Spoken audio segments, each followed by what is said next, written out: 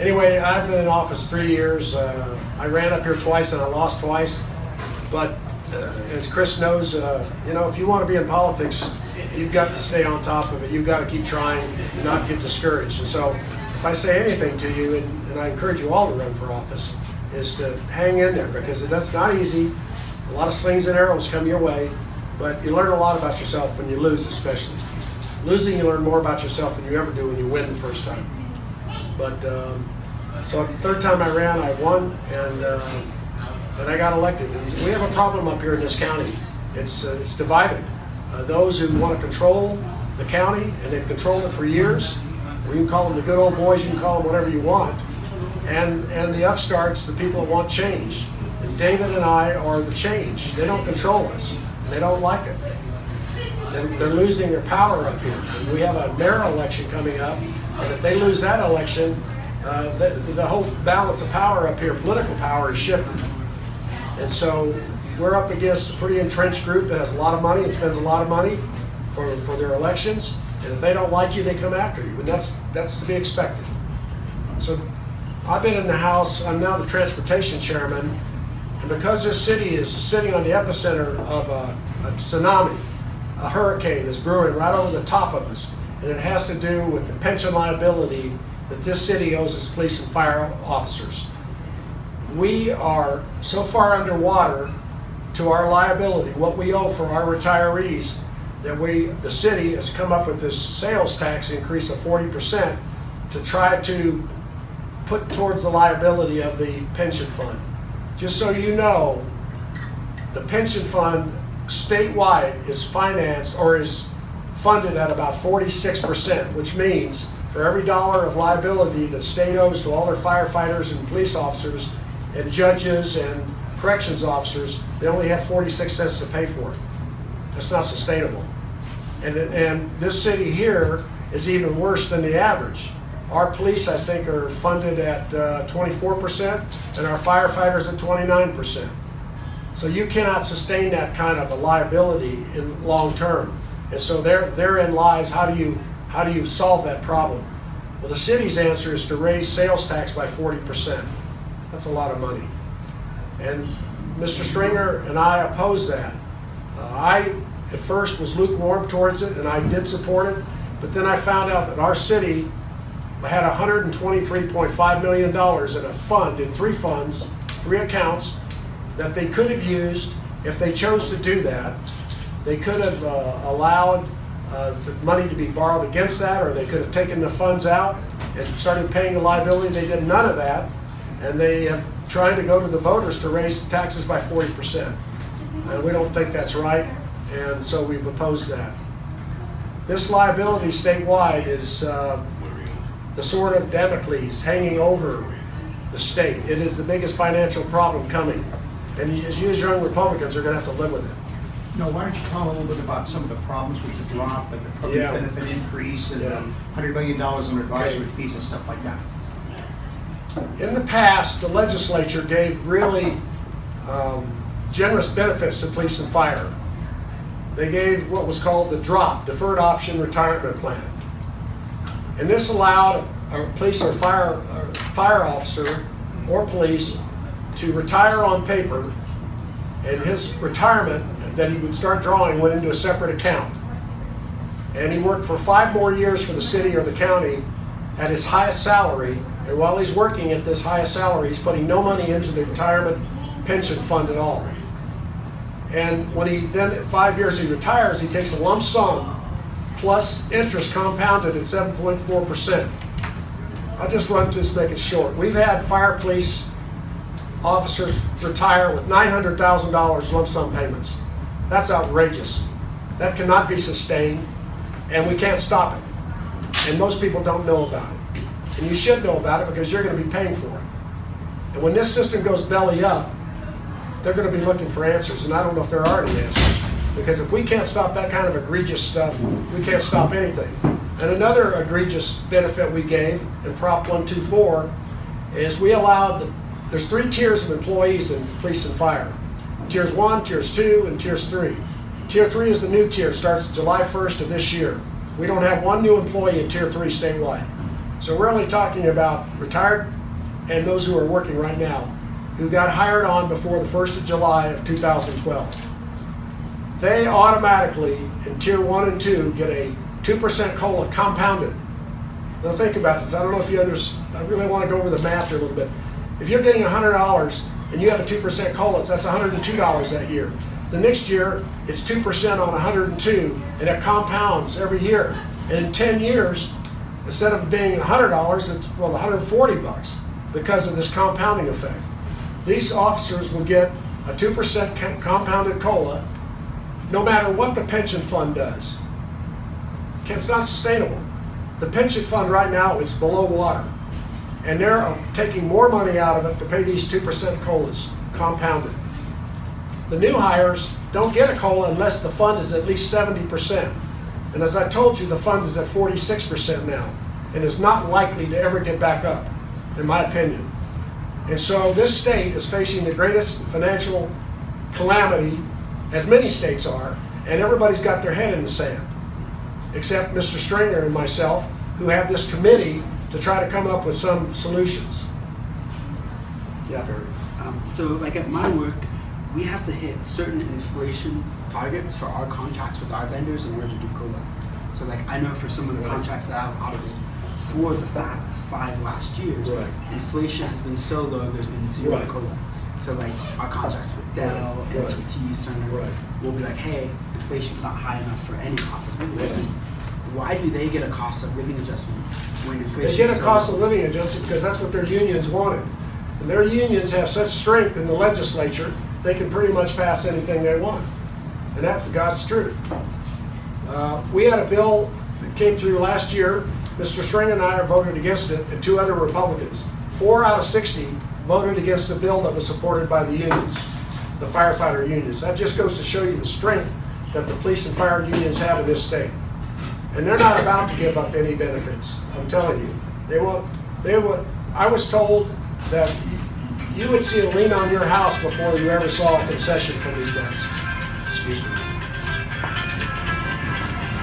I can't talk right now. I'm with the young Republicans. I'll call you Mr.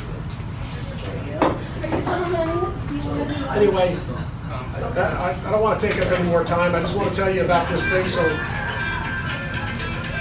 Did you want to do something with Holly's in the perfect time? Okay, David, take over.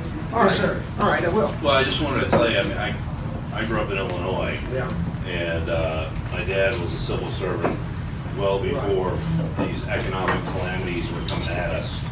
And at a 2% rate, each pension will double in 36 years with the rule of 72. Are these benefits enshrined in the Arizona State Constitution? No, the constitutional provision prevents the courts from modifying any of these egregious contracts. We tried to do that, and the courts in the Hall-Parker case said, no, you can't make these officers contribute more to their retirement because that's a diminution of their retirement benefits. That's stretching the logic. And remember, the Supreme Court is covered under EORP. They're part of that system. So why they would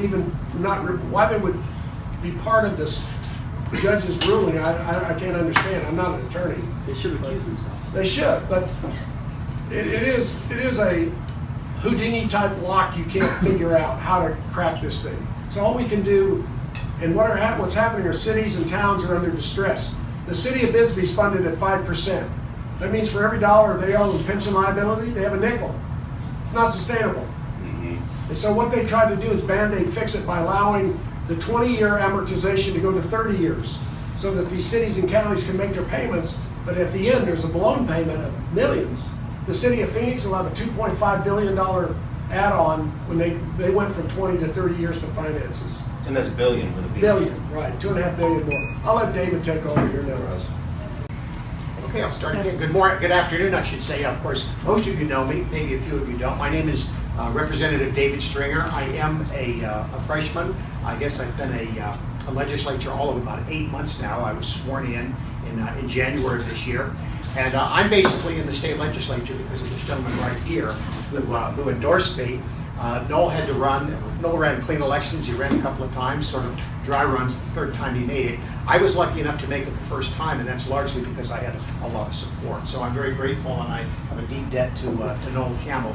We actually sit right next to each other on the floor of the House of Representatives, and he really is a mentor to me. And so I have a lot of respect and a lot of appreciation for what Noel is doing. I want to touch a little bit on PSPRS and how this came about, that Noel and I, both from the same district, ended up being chair and vice chair of this committee. And it had a lot to do with what was going on here in Prescott, because February, March of this year, our city council started talking about proposing a very substantial tax increase, 0.75, which works out to be about 37.5% of our existing sales tax. A very substantial sales tax. It raises about 10, maybe $11 million a year. It can go on for 10 years. Over $100 million in new tax revenue raised right from the city of Prescott. It's not a county tax. It's a city limited to the city of Prescott. That's a huge amount of money for a city of 40,000 people to be raising over 10 years. And all of that money will be sent to Phoenix. None of it will be spent here in Prescott. It will all be sent to Phoenix, to the same PSPRS pension board, who has arguably mismanaged the funds, or at least returned substandard returns on their investment for many years. They have an expected rate of return. It was about 7.6%. They've now revised that down to 7.5%. But the PSPRS pension system has not returned their expected rate of return for 28 years. And that's why they have sort of run the system into the ditch. It's below 50%. They simply cannot recover without some kind of massive infusion of taxes. Now here in Prescott, we owe, it started out about $70 million, and now it's been ratcheted up to $78 million. I've now heard a new figure of $8.2 million. And the reason it keeps going up is not because Prescott isn't paying their fair share or paying their annual assessment. It's because the assets in the fund keep changing and the liabilities of the fund keep growing. So no matter how much money we shovel into the fund, the unfunded liability can continue to grow. So it's not something that Prescott really has control over, no matter how much money we put in the system. So I just wanted to point that out. So Noel and I one day were just talking about this, and they said, you know, we really need to do something about that. So we just asked the chief of staff for a meeting with the Speaker of the House, J.D. Mesnard, and we just marched in, Noel and I together, and talked to him for about 15-20 minutes, laid out the problem, and he says, okay, sure, you guys can have an ad hoc committee. And Noel, you'll be chairman, and David, you'll be vice chairman, and you can, and we'll get some other members, and you'll be an official ad hoc committee. So I think he did that maybe without a lot of thought about what we were going to try to do with it.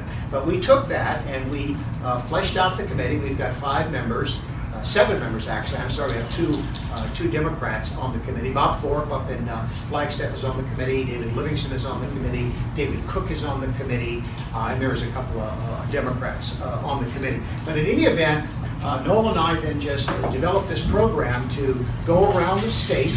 I think we're going to do 5, maybe 6 cities, and then do a number of meetings down in Phoenix with stakeholders. But we want to go around to the affected communities. We started out in Flagstaff. We went down to Bisbee, which was really the basket case of Arizona with respect to the pension liabilities. We were going to do an ad hoc committee hearing in Prescott on the 26th of July. And I won't mention names, but some of our political colleagues here pulled the plug on us. They actually went to the speaker with a bogus claim that we were going to impact the outcome of the election here in Prescott, and state committees and organizations are not allowed to do that. So it's kind of a bogus argument, but anyway, we had to convert our ad hoc committee meeting to a town hall. It ended up working out okay. About 150 people showed up. But in any event, our next meeting, then we had a meeting down in Phoenix with PSPRS, the Reason Foundation, the Arizona Tax Foundation. We're going to be going to Miami Globe. We're going to be going to Yuma, probably Tucson, and then back to the Capitol to do the remainder of our meetings. We're hoping to finish up sometime in April and then do a report with our findings and our recommendations about what needs to be done to change or improve the PSPR system. And we are probably, I can't say what we're going to do because we haven't taken the vote yet, but it's very likely that we're going to end up with a proposal that we need to take a look at the state constitution, the pension clause in our state constitution, because that's what's really blocking reform. And happily, I know Noel is kind of pessimistic about this. I'm a little bit more optimistic because one of our committee members, David Livingston, who's a representative from Peoria, his wife, Tracy Livingston, is the one who's running for state superintendent of schools. He has already indicated that he will sponsor legislation to refer the pension clause back to the voters. Our state Senate President, Steve Yarborough, has been quoted in the Arizona Republic saying he too believes we need to take another look at the state pension clause in the state constitution. Now, this is still a very, very heavy lift, but we're starting to get some support and we're starting to get some realization around the state that something drastic needs to be done. Maybe we don't need to repeal the pension clause. Maybe we just need to do a workaround to get a fix. We don't know exactly what the contours are going to be, but something is going to have to happen. Or the whole thing is just going to collapse. We can put Band-Aids on it for a while, but eventually it's going to collapse. And one of the Band-Aids that we're looking at here in Prescott is this tax proposal, Proposition 443, which will, as Noel told you, will raise our tax 0.75%, 37.5% over the next 10 years. This is the proposal for Prescott.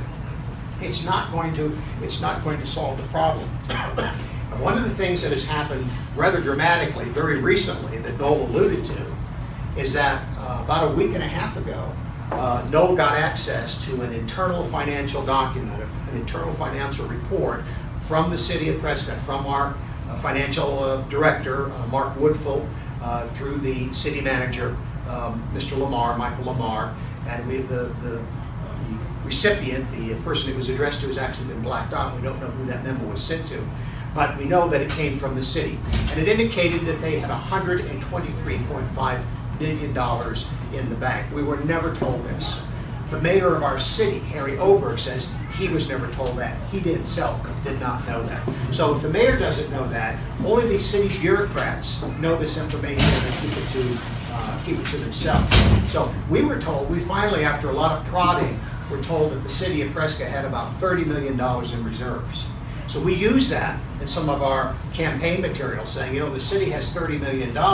That's enough to tide us over until the legislature can do a fix. That maybe could last us 2, 3, 4 years. We had no idea it was $123.5 million. As Noel said, if our liability is 78 or 82, that's enough money to pay off the entire liability and still have $40 million left over for operating reserves for our city.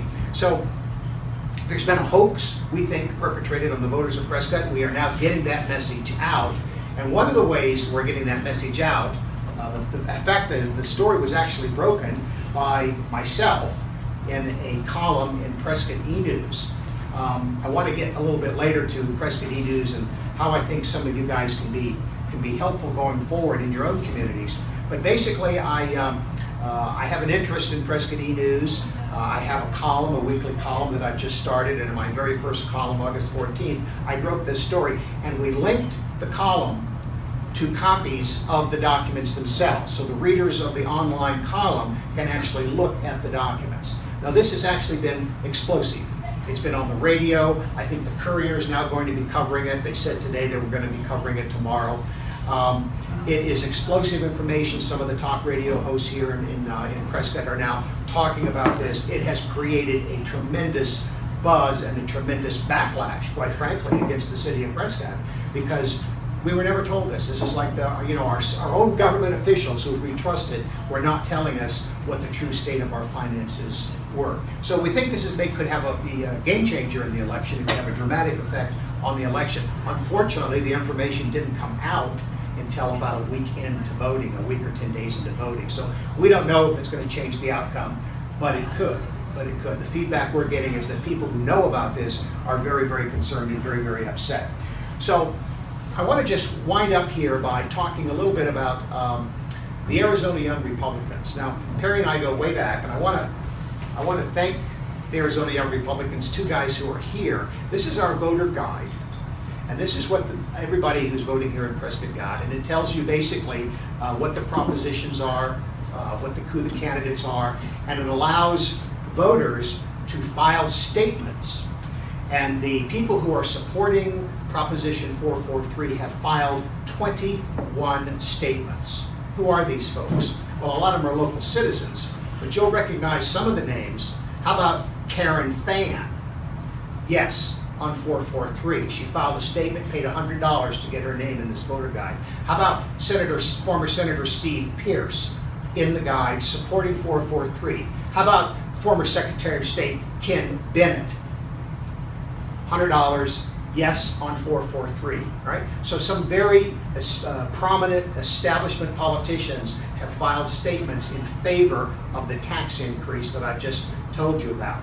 But there are six statements filed in opposition. The reason there's only 6 is because they cost $100 a piece. So the yes people, the people who want to impose this tax on you, they're very well funded, and they were able to file 21 statements at $100 a pop. We filed 6, and one of them was filed by myself, Matthew Perry filed one, and Chris Campbell filed one. So I want to thank you guys for getting in the voter guide and helping inform the voters of Prescott on why Prop 443 is a bad idea. This is something we need to do across the state. This is the second, or maybe the third, meeting that I've been to for the state Arizona Young Republicans. And I have to say, the last couple of meetings I've been to have not been well attended. And that really puzzles me, because this is pretty much a red state. There's a lot of Republican voters in this state. Where are your colleagues? Where is your commitment? Why aren't we getting the message out? Well, what I'm doing is I ran for public office. I just turned 70 years old, by the way. I'm coming to this very, very late in life. But if you're passionate about making a difference in our community and in our state, you have to make sacrifices. You have to get involved. You have to get the word out. So I've run for office. I was lucky. I've succeeded. And the other thing I'm doing is Prescott E-News. And the reason I'm doing Prescott E-News, and I don't control the editorial policies of Prescott E-News. This is my boss, Lynn LeMaster. She is the managing editor of Prescott E-News, and she has the final say on editorial policy. But I do have my column, and I do get to talk to Lynn. So you need to get involved. You need to start right. Not everybody can go out and buy an interest in a newspaper or in an online publication. I understand that. But you need to do what you can, and you need to start now. Steve Bannon, we just got apparently fired by, or at least a negotiated resignation from the Trump White House. He's in the online publications today saying that he thinks we need a new network. He wants to start a new TV network that is to the right of Fox News. Many of you know that after the events in Charlottesville, some of the major carriers, some of the main, what are they called, servers, like Google and so on like that, they are trying to close down some of these right-wing or alt-right publications. Now, some of these alt-right publications are pretty far out there, all right? I'm not defending or agreeing with what they say. You got the Klan, and you've got a number of these organizations who are on the internet. So I'm not defending what they say, but I am concerned about free speech. Once you start setting a litmus test about what's acceptable speech and what isn't, then we are all fair game once we set that precedent. So I'm happy to see the Marxists and the socialists and the liberal Democrats having their website. They're welcome to it. But I think all views should be allowed to express themselves, and the views that are unworthy and fail to gather support, they will die out. But you need to hear these views and expose them for what they are. You don't silence them. That's a huge mistake. So what we have to do as conservatives is we have to be able to get our message out. And the way we do that is through the media. So I'm supporting Mr. Bannon. I hope he does it. I hope he's able to set up a news network. We may have to set up our own web servers to get our message out, because I think they're going to come after us. If they can shut down the alt-right, then they're going to shut down conservative Republicans. That's hate speech too. And then it's not just the conservative Republicans, it's all Republicans. Okay? So you see where this goes. Where do you draw the line? How do you stop it? We may end up needing to have our own servers. And that's the kind of thing that, you're young guys, you need to be entrepreneurial, you need to be creative, and you need to be thinking about these things in your own communities. You need to be writing letters, You need to be establishing relationships with the media and the journalists and getting our message out. Because if we don't, their message is getting out there and we are not going to be heard. So anyway, that's my pitch for you today. Thanks for having me here. It's been a pleasure. Thank you. Sure. I have another question about these pension plans. I mean, I've been obviously doing a lot of reading about it. My dad has one of these pensions, and it's already doubled. He's lived long enough for this to double from the People's Republic of Illinois, which used to have state government. So one thing I did read is that in a lot of states, almost all of them, it sounds like, is that there's almost two sets of books. There are the ones that you can kind of find if you were a civilian, and then there's the real books that show how bad things are. So are you guys, are we able to access the real books? Yeah. Or are we talking about some phantom that they put out there? I'll address that. First of all, by statute, this board controls hiring, investment strategy. They run everything. They run absolutely everything. The cities and the counties have nothing to do with the investments that they pay into the system.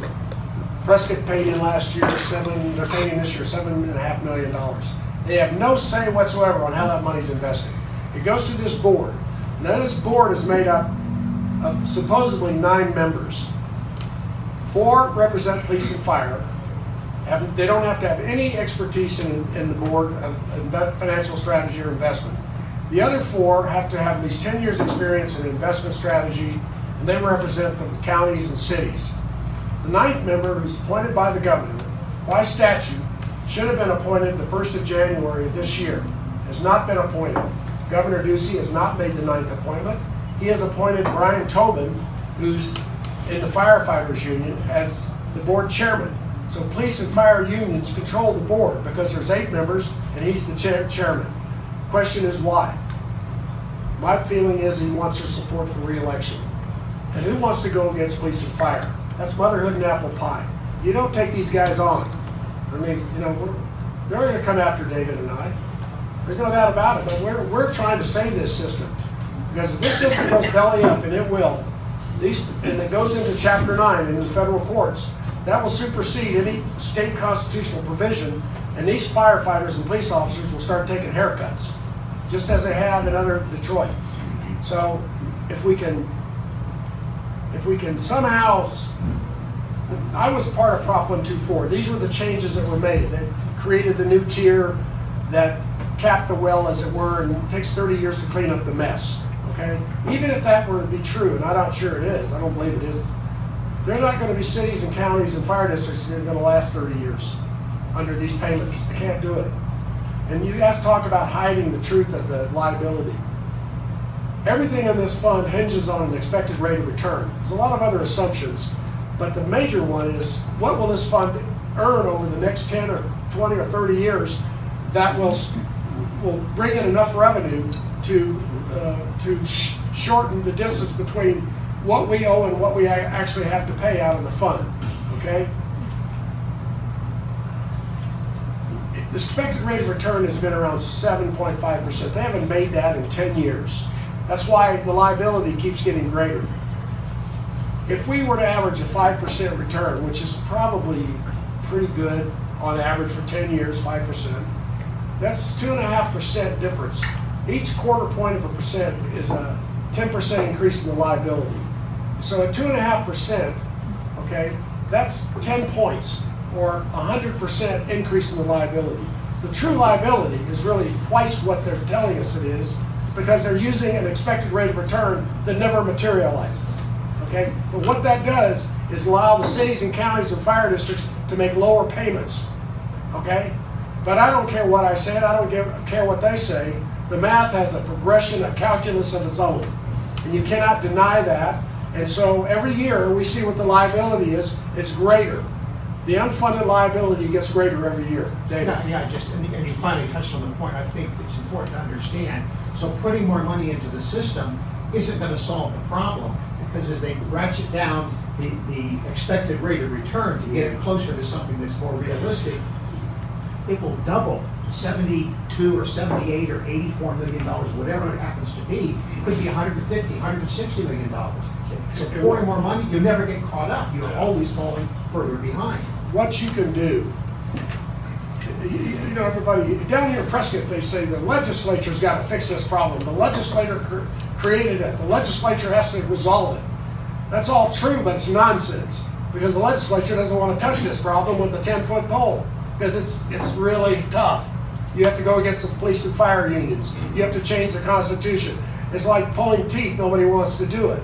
And it's amazing how uneducated the legislators are. Not only uneducated, but profoundly stupid and uncaring about this problem. Okay, and that's the truth. And we know that because we see it. They don't want to talk about the issue. But you, at your level, first thing you can do is whatever city or county you're from, you can go on with your website and you can find out what the unfunded liability is for your city and county. They're pretty bad. And then you can go to your state representative and say, what the hell are you doing about this? Why aren't you concerned about this? They're not feeling the heat. And when they start feeling the heat like David and I feel the heat, because we get it all the time from our city council, you got to do something. You got to save us, you know. And it's not happening statewide. So go back to your communities and really pound on them and start making them aware. I understand part of the issue is that we're paying way too much in bankers' fees. Like instead of putting them in the investment strategy has been horrible. I say it like this: the pension board's like a football team that's lost 9 games in a row, and now all of a sudden they're going to tell us how they're going to win the 10th game. You go, well, I don't know. You look at your record, and now you're going to do so well. Their investment strategy needs to be looked at by people outside of the board, and for that to happen, they got to spend money and hire somebody, not the board, the House or the Senate. They don't want to do that. They don't want to bring in outside people to really look at this because they don't really want to solve it. Shouldn't they send in like Deloitte or like? You got to have smart people who have investment strategy can look at this. Well, what we had outside the what was it? Somebody rated our pension as the 3rd worst in the country in municipal pensions. The 3rd worst. I think it was the Pew. Pew. Yeah. They looked at what we've done here and said, and when you talk to the board, you know, happy talk. That's what I call it, happy talk. Whatever you get from these guys is happy talk. And we don't have anybody to, the other side of Pew looked at this and said, you guys suck. You know, you're the 3rd worst of their peer group. And now they're telling us that they're better than that in their peer group. But we've been in the bull market now for what, 8 years, 9 years? If you look at the other state investment strategies, Treasury, state treasurer, they made 11%. They're doing well. ARS is doing as well. That's the other retirement for teachers, Arizona retirement system. They're funded at I think 73%. They need to be better funded, but they don't have this drop program. They don't have these egregious benefits that the police and fire were able to get out of the legislature. And so that's why they're doing better. They're not, believe me, if this fund was doing 100%, we wouldn't even be talking about this. They could be giving them golden parachutes and nobody would care. But the fund, because now there's such a discrepancy here, and people can say, hey, like Bisbee, they're going to go underwater. And that's an interesting point. I want to just remind you. Let's say the city of Bisbee goes bankrupt. They have a lot of retired officers that are drawing their pension out of the pension fund. Bisbee goes Chapter 9 or goes bankrupt. What happens to those officers? My opinion is they'll still draw out of the pension fund, but there'll be no money going in from the city of Bisbee. And that'll exacerbate it even farther. $17 million liability. Yeah. And we have an $82 million liability here. And then that's another thing. And David and I, we really get torqued about this. This city of Prescott brought on 11 police and fire officers 5 weeks before the near Tier 3. They added to the city's liability over the lifetime of these officers, in my estimation, by $3 million. And then they've got the gall to ask the voters to increase the sales tax to bail the system out when they undercut it from the backside. And we questioned, we talked to city council. We said, why did you do this? We gave you a solution in Prop 124. Bring them on in the new tier. The new tier is so much better for the taxpayer. It's a 50-50 obligation. Has to be funded up front. The COLAs aren't there. Much better system. And it's a good retirement system because these guys will do well if they invest their money and they take part in Social Security or whatever. They'll do all right. They'll be pretty good. Their answer to us was, well, public safety, we needed to hire these guys, and of course the town was burning down, and all this happy talk. And David just said, "You're crazy. There's no crime wave here in Prescott. There's no firefighters go out on fire calls. You know how much percentage of their time? 4%. The rest it's all medical calls. Okay, so they could have waited, and they didn't. And that showed me their bad faith. That's when I really started to turn against this system, because I voted for Prop 124. I supported what they were trying to do, and the new Tier 3 was to be the answer. But they brought on 300 officers statewide. Think about that. To get them in under the old system. So when these things go under, I mean, what concerns me is these guys will be kicked into like the federal pension benefit guarantee program. They'll get like $1,000 a month or something like that. They're The gonna whole hurt. thing goes under. Hey, listen. My opinion is these guys don't care. The guys that bail out with their big drop monies, they're gone. They've already got their money. It's all these young guys and the younger workers that are going to get hurt. Yeah. And Well, but then they say, well, we've got the constitutional guarantee. Somewhere that money's going to have to be raised somewhere, somehow, because the Constitution says they're entitled to their pensions and they can't. a Superior Court judge ruled 2-3 weeks ago that the state of Arizona had to kick in $43 million to the EORP retirement fund. That $43 million is matched by the counties, okay, for their judges and everything. So they told the state legislature, you have to pay $43 million to bring the EORP fund, which is a separate fund managed by PSBRS, up to a sustainable level. That is a constitutional crisis. No judge can tell me as a legislator, I'm going to have to raise taxes. It can't happen. So this is where President Yarborough got in the act. He says, well, we don't have $43 million laying around, believe me. We scrape every penny because we have to have a balanced budget. And that dump in another $43 million, where's it going to come from? You can't squeeze blood out of a turnip. And so we're all the signs are there to see if you choose to see it. You choose to stick your head in sand, yeah, you won't see anything. So, listen, I'll answer a couple questions and then I got to go. I mean, Quick question. I was told the genesis of this entire thing actually started back in the 90s when the PSBRS board, talking about their investment strategy, not only didn't make their projected 7%, they actually lost a ridiculous amount of money. And then they doubled down on it and they kept losing money. Right. And over the span of about 10 years, Right. they actually lost 40% of their total investment to begin with. So they were already 40% in the hole right. before not making their targets. They lost $1.5 billion on, this was at the last meeting, on 10 or 15 companies that went bankrupt themselves. And they were not able to get any money out of the investment money they put in. So they lost $1.5 billion, just boom. That's because of the poor investment. They're not investing in mutual funds? Their strategy, who knows what these guys do? I'm not an investment guy, I'm a layperson. All I know is the numbers. I know the liability we owe. I don't care what they say. Every year the liability gets greater. There's something wrong. There's something rotten there. There's something bad happening that we cannot close the gap. Yes, ma'am. Oh, I was just going to say, I know very, very, very little about investment myself, but wouldn't it make sense, as you were saying, the teachers union is 73% approximately funded.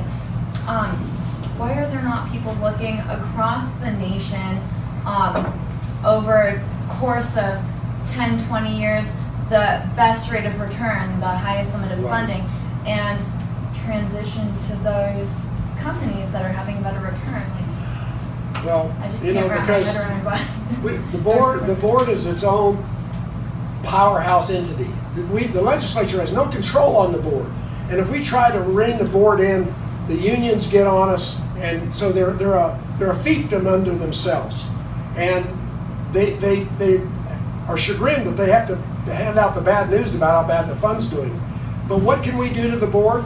We can't even bring in outside people to evaluate what they're doing.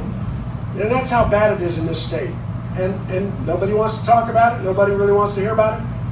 But 5 years from now, this thing will be coming down on us like a pile of rocks, or maybe sooner. Well, if Prop 443 fails, it's going to be much sooner. Yeah. It's going to send a real message. And we were down there just this past week speaking to some, I won't name them, but the leadership, I'll just put it that way, and they said, we're watching the election in Prescott. And our next meeting is set after the election. Right. So, Well, if you want to, if you're not doing anything, you got some time, come down to the Capitol on August 31st at 10 o'clock, and we have our fourth or Yes, fifth there is ad hoc ad hoc committee meeting. We have the board come in and face us, and we're going to ask them questions. And we have the Goldwater Institute. We also have Arizona Tax Policy, Kevin McCarthy, come in and talk to us. And we get a countervailing viewpoint. Believe me, there are voices out there that say this system is unbelievably bad. But it's going to take leadership, and what I mean by that, David Stringer and I are little minnows in the pond. The governor's got to get involved in this, all right? The Speaker of the House, the President of the Senate, and the League of Cities and Towns, by the way, who does not want to get involved. The very organization that my city pays $60,000 a year to be a member don't want to touch this. You say, well, why? My God, Prescott's underwater. Why aren't they raising hell? Because the firefighters and police are so effective at grassroots.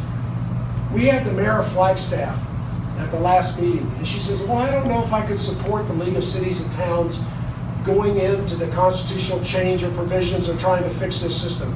And that's because they're so effective in their lobbying effort that there are going to be many cities that don't want to get involved. And so if the League of Cities represents all of the Arizona cities in aggregate, if you don't have a 90, 80, 100% bubble up from the bottom, the League of Cities and Towns doesn't want to get involved. so what I take it, you're saying, Noel, is that the police and fire unions have gotten right down to Absolutely, grassroots level, absolutely. and city council members Absolutely. and county supervisors all over the state are in hock to the unions. They depend on that union contribution from. And that's the process we have. Listen, that's the process. They have every right to do that. And they are very effective. And they're effective for a couple of reasons, because psychologically, who wants to go against police and fire? Everybody wants, we realize the great job these guys do, the risks that they take. We want to support them, but we cannot support them to the point that it ruins the financial system for everybody. And that's what we're dealing with. Thank you guys. Yeah, Really thanks so enjoyed much for that. having us. And, Yeah, and by the way, we're doing written questions to PSPRS, so if you guys have any questions you want us to ask, let us know, and we'll formulate those questions for you. Yes.